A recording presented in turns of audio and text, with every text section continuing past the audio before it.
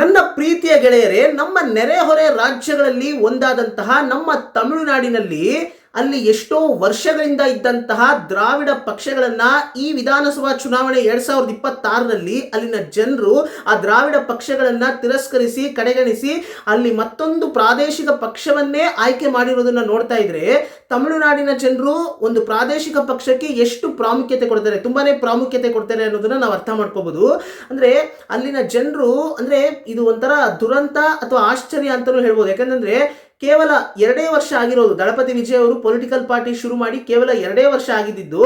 So ಕೇವಲ 2 ವರ್ಷದಲ್ಲಿ ಅಂದ್ರೆ ಒಂದು ರಾಜಕೀಯದ ಅನುಭವವೇ ಇಲ್ಲದಂತ ಒಬ್ಬ ವ್ಯಕ್ತಿಯನ್ನ ಅಲ್ಲಿನ ಜನರು ಆಯ್ಕೆ ಮಾಡಿದ್ದಾರೆ ಅಂತಂದ್ರೆ ಅಂದ್ರೆ ಇದರ ಹಿಂದೆ ಸಿನಿಮಾ ಅನ್ನೋ ಒಂದು ಮೋಹ ಇದೆ. ಸಿನಿಮಾ ಮೋಹಕ್ಕೆ ಬಿದ್ದು ಅಂದ್ರೆ ಅವರು ಮಾಡಿರ್ತಕ್ಕಂಥ ಇಷ್ಟು ವರ್ಷಗಳು ಸಿನಿಮಾಗಳ ಮೂಲಕ ಜನರ ಮನಸ್ಸನ್ನ ಗೆದ್ದಿದ್ರು. ಸೊ ಹಾಗಾಗಿ ಜನರು ವಿಜಯ್ ಅವರ ಮುಖವನ್ನು ನೋಡೇ ಎಷ್ಟೋ ಕಾನ್ಸ್ಟಿಟ್ಯೂಯನ್ಸಿಯಲ್ಲಿ ಯಾರು ನಿಂತಿದ್ದಾರೆ ಎಲೆಕ್ಷನ್ಗೆ ಅನ್ನೋದೇ ಗೊತ್ತಿಲ್ಲದೆ ಅಲ್ಲಿನ ಜನರು ವಿಜಯ್ ಅವರ ಪಕ್ಷ ಅನ್ನೋ ಕಾರಣಕ್ಕೋಸ್ಕರನೇ ವೋಟ್ ಹಾಕಿದ್ದಾರೆ ಅಂತ ಎಷ್ಟೋ ಜನ ಹೇಳ್ತಾರೆ. ಸೊ ಹೀಗಿರ್ಬೇಕಾದ್ರೆ ಅವರು ಒಂದು ರೆವಲ್ಯೂಷನ್ ಅನ್ನೇ ಕ್ರಿಯೇಟ್ ಮಾಡಿಬಿಟ್ರು ದಳಪತಿ ವಿಜಯ್ ಅವರು ತಮಿಳುನಾಡಿನಲ್ಲಿ. ಸೊ ಕರ್ನಾಟಕದಲ್ಲೂ ನಮ್ಮ ಉಪೇಂದ್ರ ಅವರು ಪ್ರಜಾಕೀಯ ಅನ್ನೋ ಒಂದು ಕಾನ್ಸೆಪ್ಟ್ ಅನ್ನ ಜನರ ಮುಂದೆ ಇಟ್ಟು ಎಷ್ಟೋ ವರ್ಷ ಆಯ್ತು. ಸೊ ಈ ಸತಿ ವಿಧಾನಸಭಾ ಚುನಾವಣೆಯಲ್ಲಿ ನಮ್ಮ ರಿಯಲ್ ಸ್ಟಾರ್ ಉಪೇಂದ್ರ ಅವರು ಯಾಕೆ ಎಲೆಕ್ಷನ್ಗೆ ನಿಂತ್ಕೋಬಾರ್ದು ಅಂತ ಇಲ್ಲಿನ ಅಂದ್ರೆ ನಮ್ಮ ಕನ್ನಡಿಗರು ನಿರೀಕ್ಷಿಸ್ತಾ ಇದ್ದಾರೆ. ಆದ್ರೆ ದಯವಿಟ್ಟು ಸ್ನೇಹಿತರೆ, ಉಪೇಂದ್ರ ಅವ್ರನ್ನ ದಯವಿಟ್ಟು ವಿಜಯ್ ಅವರಿಗೆ ಹೋಲಿಸೋದು ಬಹಳ ತಪ್ಪಾಗುತ್ತೆ. ಯಾಕೆಂದ್ರೆ ನಮ್ಮ ರಿಯಲ್ ಸ್ಟಾರ್ ಉಪೇಂದ್ರ ಅವರ ಒಂದು ಪೊಲಿಟಿಕಲ್ ವ್ಯೂ ಇದೆಯಲ್ಲ, ಅದು ಬಹಳ ತುಂಬಾ ಅಂದ್ರೆ ಎತ್ತರವಾಗಿದೆ, ಬಹಳ ಮೆಚ್ಯೂರ್ಡ್ ಆದಂತ ಒಂದು ಪೊಲಿಟಿಕಲ್ ವ್ಯೂ. ಅವರ ಒಂದು ವಿಚಾರಗಳಾಗಿರ್ಬೋದು, ಅವರ ಒಂದು ಥಾಟ್ ಪ್ರಾಸೆಸ್ ಆಗಿರ್ಬೋದು, ಅವರ ಒಂದು ಐಡಿಯಾಲಜಿ ಆಗಿರ್ಬೋದು, ಎಲ್ಲವೂ ಕೂಡ ನಮ್ಮಂತ ಸಾಮಾನ್ಯ ಜನರಿಗೋಸ್ಕರ ಅವರು ತಂದಿರುವಂತಹ ಒಂದು ಕಾನ್ಸೆಪ್ಟು ಪ್ರಜಾಕೀಯ. ರಾಜಕೀಯ ಅನ್ನೋದೇ ಬೇಡ ಅಂತಾರೆ, ನಾಯಕರೇ ಬೇಡ ಅಂತಾರೆ. ಅಂದ್ರೆ ಗೆಲುವು ಸೋಲು ಅಲ್ಲ, ಅಂದ್ರೆ ಎಲೆಕ್ಷನ್ ಅನ್ನೋದು ಗೆಲುವು ಸೋಲು ಅಲ್ಲ. ಪ್ರಜಾಪ್ರಭುತ್ವದಲ್ಲಿ ಪ್ರಜೆಗಳೇ ರಾಜು. ನಾವು ಇಲ್ಲಿ ನಾಯಕರನ್ನ ಆಯ್ಕೆ ಮಾಡ್ತಾ ಇಲ್ಲ, ನಮಗೆ ಯಾರು ನಾಯಕರಿಲ್ಲ.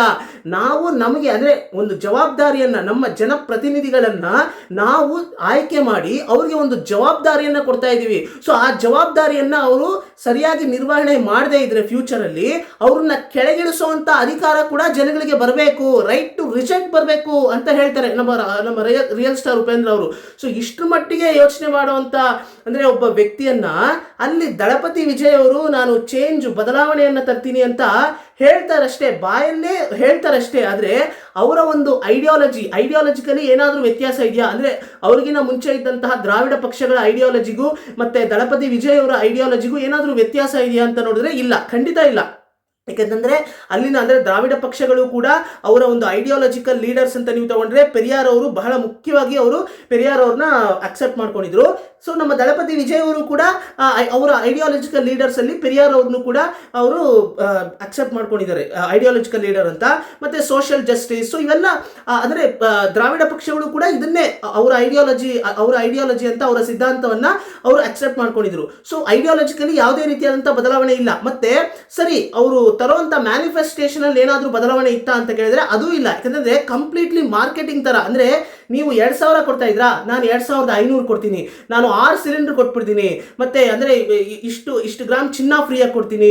ಸೊ ಹೀಗೆ ಅಂದ್ರೆ ಎಲ್ಲ ಒಂಥರ ಅಟ್ರಾಕ್ಟ್ ಮಾಡೋದು. ಅಂದ್ರೆ ಕಸ್ಟಮರ್ಸ್ನ ಹೇಗೆ ಬಿಸ್ನೆಸ್ ಪೀಪಲ್ ಅಟ್ರಾಕ್ಟ್ ಮಾಡ್ತಾರೋ ಹಾಗೆ ಜನರನ್ನ ಮ್ಯಾನಿಫೆಸ್ಟೇಷನ್ ಮೂಲಕ ಅಂದ್ರೆ ಈ ಫ್ರೀ ಬೀಸ್ ಅಂತಾರಲ್ಲ, ಸೊ ಫ್ರೀಯಾಗಿ ಇದನ್ನ ಕೊಡ್ತೀನಿ ಅಂತ ಹೇಳಿ ಅಟ್ರಾಕ್ಟ್ ಮಾಡಿ ವೋಟ್ ಅನ್ನ ಗಿಟ್ಟಿಸ್ಕೊಂಡಿರುವಂತದ್ದು. ಸೊ ಇದರಲ್ಲಿ ಯಾವುದೇ ರೀತಿಯಾದಂತಹ ಬದಲಾವಣೆ ಆಗಿಲ್ಲ. ಇದರಲ್ಲಿ ಅಂದ್ರೆ ಒಬ್ರು ನಾಯಕರಿದ್ರು, ಆ ನಾಯಕರು ಸೋತು ಮತ್ತೊಬ್ಬ ನಾಯಕನೇ ಅಲ್ಲಿ ಬಂದು ಕುಳಿತಿರುವಂತದ್ದು. ಸೊ ಇಲ್ಲಿ ಜನಗಳು ಗೆದ್ದಿದ್ದಾರೆ ಅಂತ ನನಗೆ ಅನಿಸ್ತಾ ಇಲ್ಲ. ಉಪೇಂದ್ರ ಅವರ ಪ್ರಕಾರ ಹೋದ್ರೆ ಇಲ್ಲಿ ಜನಗಳು ಗೆದ್ದಿಲ್ಲ, ಮತ್ತೆ ಒಬ್ಬ ನಾಯಕನೇ ಗೆದ್ದಿರೋದು ತಮಿಳುನಾಡಿನಲ್ಲಿ. ಸೊ ಅದು ರೆವಲ್ಯೂಷನ್ ಆಗೋದಿಲ್ಲ. ರೆವಲ್ಯೂಷನ್ ಯಾವಾಗ ಗೊತ್ತಾಗುತ್ತೆ, ನಿಜವಾದ ರೆವಲ್ಯೂಷನ್ ಯಾವಾಗ ಆಗುತ್ತೆ ನಮ್ಮ ಕರ್ನಾಟಕದಲ್ಲಿ? ಪ್ರಜಾಕೀಯ ಬಂದಾಗ. ಸೊ ಹಾಗಾಗಿ ಪ್ರಜಾಕೀಯದ ಬಗ್ಗೆ ನಮ್ಮ ಕೈಲಾದಷ್ಟು ಎಲ್ರಿಗೂ ಕೂಡ ಅಂದ್ರೆ ನಾವು ಅವೇರ್ನೆಸ್, ಜಾಗೃತಿ ಮೂಡಿಸೋದಕ್ಕೆ ಪ್ರಯತ್ನ ಪಡೋಣ. ಯಾಕಂದ್ರೆ ನೀವು ನೋಡಿ ಅಂದ್ರೆ ಅವ್ರು ಎಲ್ಲ ಕಡೆ ಹೇಳ್ತಾ ಬರ್ತಾರೆ, ಅವ್ರು ಎಲ್ಲ ಕಡೆ ಹೇಳೋದು ಇದನ್ನೇ. ಅಂದ್ರೆ ಎಲ್ಲ ಕಡೆ ಅಂದ್ರೆ ಅವ್ರು ಹೇಳ್ತಾರೆ ಅಲ್ಟಿಮೇಟ್ಲಿ ಎಲೆಕ್ಷನ್ ಅಲ್ಲಿ ಗೆಲ್ಬೇಕು ಉಪೇಂದ್ರ ಅವರೇ ಅಂತ ಒಂದು ಸಂದರ್ಶನದಲ್ಲಿ ಕೇಳಬೇಕಾದ್ರೆ ಅವ್ರು ಹೇಳ್ತಾರೆ ಜನ ಗೆಲ್ಬೇಕು ಸರ್, ಇಲ್ಲಿ ನಾಯಕರು ಗೆದ್ದು ಸಾಕಾಗೋಗಿದೆ ನಮಗೆ ಅಂತ ಹೇಳ್ತಾರೆ.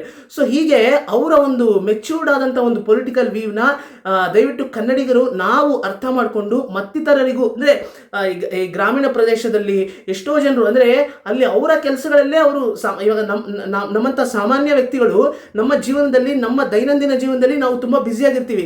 ಸೊ ಅಫ್ಕೋರ್ಸ್ ಎಷ್ಟೋ ಜನಕ್ಕೆ ಇದ್ರ ಬಗ್ಗೆ ಟೈಮ್ ಕೊಡೋದಕ್ಕೂ ಸಮಯ ಇರೋದಿಲ್ಲ. ಸೊ ನಮ್ಮ ಕೈಲಾದಷ್ಟು ಮತ್ತಿತರರಿಗೂ ಇದನ್ನ ಜಾಗೃತಿ ಮೂಡಿಸುವಂಥ ಕೆಲಸ ಮಾಡಬೇಕು. ಮತ್ತು ಎಷ್ಟೋ ಜನಕ್ಕೆ ಗ್ರಾಮೀಣ ಪ್ರದೇಶದಲ್ಲಿ ಈ ಒಂದು ಕಾನ್ಸೆಪ್ಟ್ ಇದೆ, ಪ್ರಜಾಕೀಯ ಅಂತ ಒಂದು ಕಾನ್ಸೆಪ್ಟ್ ಇದೆ ಅನ್ನೋದೇ ಎಷ್ಟೋ ಜನಕ್ಕೆ ಅವೇರ್ನೆಸ್ ಇರೋದಿಲ್ಲ.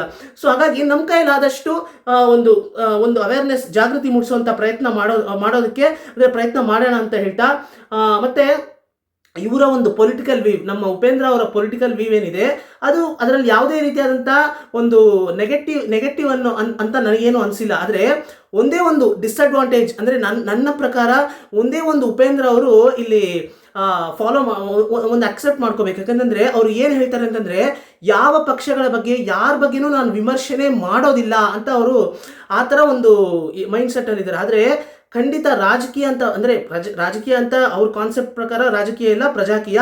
ಸೊ ಆದರೆ ಪ್ರಜಾಪ್ರಭುತ್ವ ಅಂತ ಬಂದಾಗ ಪ್ರಜಾಪ್ರಭುತ್ವದ ಪ್ರಕಾರ ನಾವು ನೋಡಿದಾಗ ವಿಮರ್ಶೆ ಅನ್ನೋದು ಖಂಡಿತ ಮಾಡಲೇಬೇಕು, ವಿಮರ್ಶೆ ಅನ್ನೋದು ಇರಲೇಬೇಕು.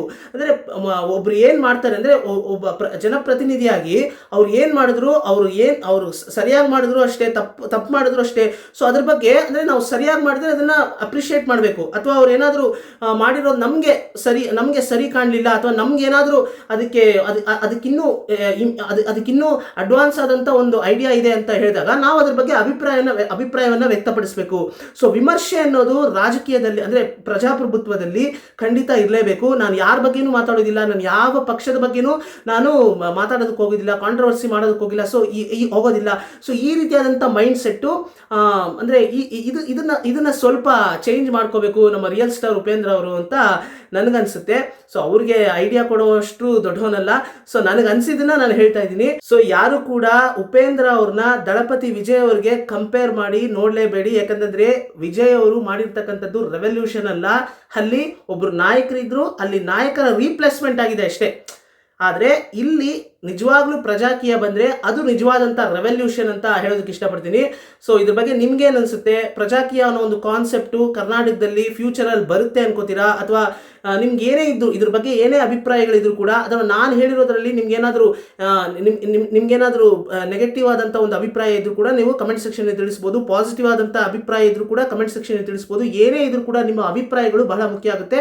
ನಿಮ್ಮ ಫೀಡ್ಬ್ಯಾಕನ್ನು ನೀವು ಕಮೆಂಟ್ ಸೆಕ್ಷನ್ ಮೂಲಕ ತಿಳಿಸಿ ಅಂತ ಹೇಳ್ತಾ, ಇದೇ ರೀತಿ ಒಳ್ಳೊಳ್ಳೆ ವಿಷಯಗಳನ್ನು ಮಾತಾಡೋಣ. ಪಾಸಿಟಿವ್ ಆಗಿರಿ, ಕಂಟಿನ್ಯೂಸ್ಲಿ ನಾಲೆಜ್ ಅನ್ನ ಗೇನ್ ಮಾಡ್ತಾ ಇರಿ ಅಂತ ಹೇಳ್ತಾ, ಎಲ್ರಿಗೂ ನಮಸ್ಕಾರ ಸ್ನೇಹಿತರೆ.